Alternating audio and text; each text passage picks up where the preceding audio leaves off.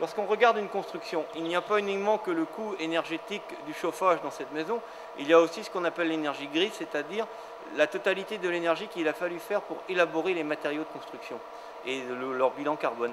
Et dans ce sens, le chanvre est très intéressant parce que ce type de mur amène à ce qu'on appelle un bilan carbone négatif. Ça constitue un puits de carbone puisque le chanvre va pousser naturellement dans les champs grâce à la photosynthèse, il a bloqué du carbone et ensuite on fixe ce carbone, au lieu de le recycler dans l'atmosphère, il est bloqué pour une centaine d'années dans un mur.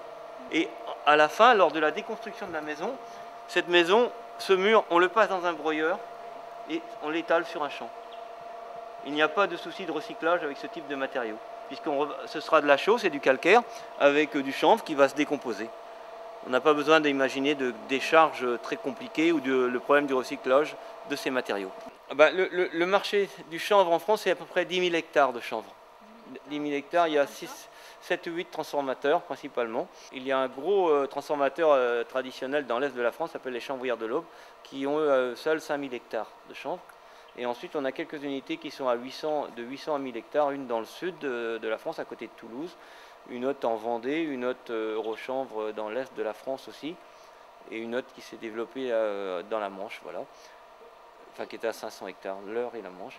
Et puis donc TerraChanvre, nous c'est 130 hectares, c'est une unité, nous sommes transformateurs agréés, donc agréés par le ministère de l'Agriculture.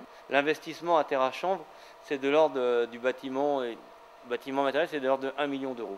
Toutes ces usines-là dont j'ai parlé avant sont sur des investissements minimum de 7 à 8 millions d'euros. Le modèle TerraChanvre peut arriver à travailler environ 300 hectares de chanvre. Ça nous semble une unité à dimension locale. Et elle n'a pas destination à travailler des milliers d'hectares, parce que ce n'est pas le but. Autrement, on va partir sur des coûts de transport, des coûts de logistique, des investissements trop élevés. Le modèle TerraChanvre est duplicable à d'autres régions. On pourrait envisager d'avoir une dizaine de TerraChanvre en France, produisant pour leur marché régional transformant une production locale faite par des agriculteurs de la région et approvisionnée régulièrement, comme c'est le cas de TerraChanvre. En partenariat avec Kejal, on essaie de développer, de dupliquer ce modèle. Non pas TerraChanvre, de créer une succursale TerraChanvre, mais d'aider une autre filière à se monter dans une autre région.